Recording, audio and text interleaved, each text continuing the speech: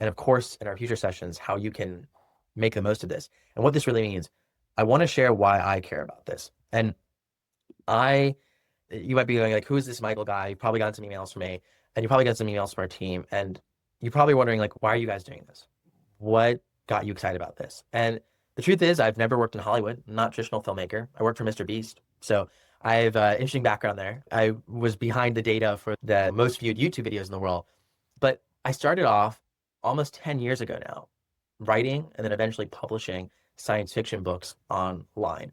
And I want to share it with you as like mini documentary I made about my quarter life crisis, where I hit this roadblock as a storyteller, where everything fell apart for me. And I hope after we see this, that you all can see, one, hopefully you didn't get to the rock bottom I was at. I hope you didn't. I hope you're in a better place than I was at. But most importantly, I hope you see that maybe you'll relate to my struggles, and maybe, just maybe, what we're doing now and what this new opportunity is with filmmaking can be a way to solve that.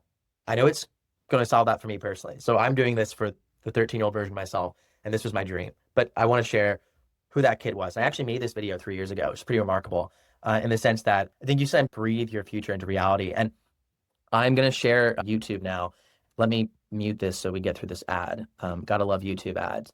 I'm going to put the link in the chat to it so y'all can watch it on your own time. Sometimes Zoom audio is weird, and I apologize for that. And I'm going to get to all your questions soon, y'all. So keep putting questions in the chat. Like I'll stop, like once my rant's over, I'll answer questions and we'll get to the next session. But I'm going to share with you my screen now, and I think it'll say share tab audio.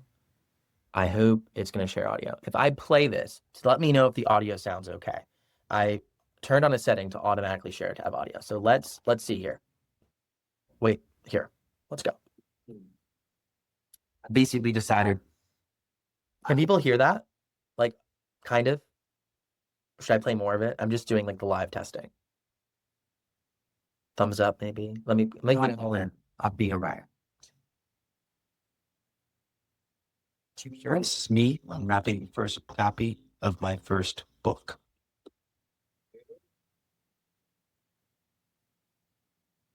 Wow. When I was growing up, writing had gotten me through the darkest times of my childhood.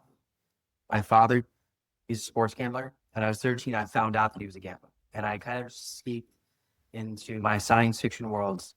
And it was that safe space that I created through fiction that I wanted to share through others with the power of story.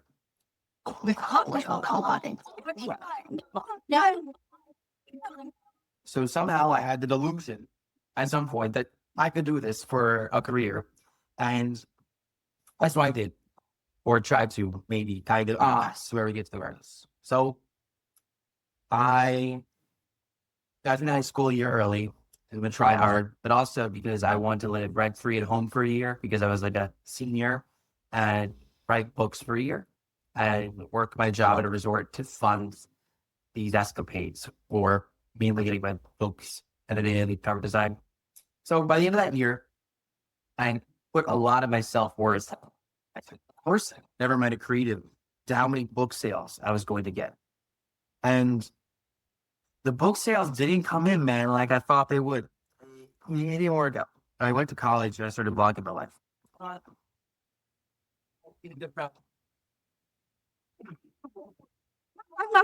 And in a couple of weeks, I got a couple 100,000 views on YouTube, which is stupid. It doesn't make sense. It didn't make sense to me. And I felt like I put thousands and thousands of hours into writing, into advertising my books, into just trying to get people to read it. And it never turned into what I wanted. The YouTube had surpassed my wildest expectation in just a few weeks. And I came up with a conclusion. I must be a shitty writer. And my second conclusion, I guess I must be a YouTuber now. And although I love YouTube, the idea of just switching up identity like that, this is where the crisis begins. It is before sunrise and it's time to sneak into 3 Mile Island, a nuclear power plant. It was at this point that thoughts of, I'm just an immature kid. I'll never be great. I'll never be able to do what I love. I'm not good enough. I, at my core, am not enough. Is what haunted me. And to escape it / the dopamine rush from getting a lot of views on YouTube on a really good high, and I like wanted more of it. I decided, my best friend, Megan, let's go on a road trip. So we're at that time of the show when we wonder, should we keep going? What is life anymore? I'm not telling these guys. And you already know it's, well, like, what direction is this going? It just sounds like, yeah. So we went on a road trip, and it actually started by going to Irax Island. And my best friend decided to swim. And then from there, went all around the country on these wild, lurid adventures that almost don't make sense, but they kind of do. You know? They tie together somehow. We bought a bus. We bus broke down after the bus. And throughout all this, I was having sleepless nights, working every single hour just to try and make it as a creator. All I wanted was to have validation. All I wanted was to feel good enough, to feel like I belonged in my own skin. And for me to feel like I belonged, I had to feel like I had worth, like I was valuable. And I felt that stories were all I could do, because for years I had published, written millions of words. My entire life became a book. And then I said, when writing books wasn't good enough, why don't I just turn my life into a movie instead? Except life isn't quite a movie. Definitely isn't. Oh my God. All right. We're down on the water. I don't know how much you guys can see, but the water is all the way up my body right now. Oh, it's freezing. Doing so led me down a dark path. Truth, why I ran away from home is really, I want to run away, not from my life, but from what the world had become, and experience and shatter whatever that perspective was by experiencing something completely new. I wanted to take a risk. I wanted to just get out of my comfort zone and ultimately turn my life into a thriller novel so that 20, 30 years down the line, I could write better novels.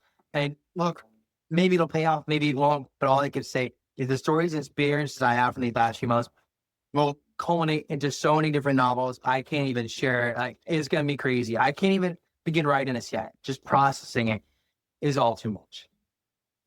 From the world's largest open air drug market to jumping off a pier in Santa Monica to lots of weird adventures in between. I was struggling. And when it felt like we had it all, we had a live streaming company offer us a deal. We were in LA. I'm making money. I wasn't even going to school at that point because my mind couldn't focus on it. I was all in on this whole creator thing. I felt emptier than ever. I felt like nothing because I let the algorithm take over my life. And I let it suck out the meaning, the numbers, the retention, the CTR. It sucked out the meaning from my stories, and it sucked out the meaning from me. And at the end of the day, there was nothing left. I was exhausted, and I couldn't keep going. It took me months of traveling, months of feeling this way. And so I finally took a step back and realized the monster that I had let overtake me, the monster of this addiction to this validation that I needed, this validation that I tied to numbers. And I finally took a break. I took a step back to process. And during that time, I actually deleted the YouTube channel that I had almost 1 million views on, close to 10 million subscribers. I deleted it because I literally was thinking about it constantly. It just wasn't healthy for me. Like, I had to get rid of it. And it's been a year now, almost a year. And I'm making my return, but in a very different way. Now let me pause there. So the end of that is me talking about what I was doing then, which is not different from what I'm doing now, which was I was on a mission to help storytellers rule the world. And more specifically, on a mission to change this balance of power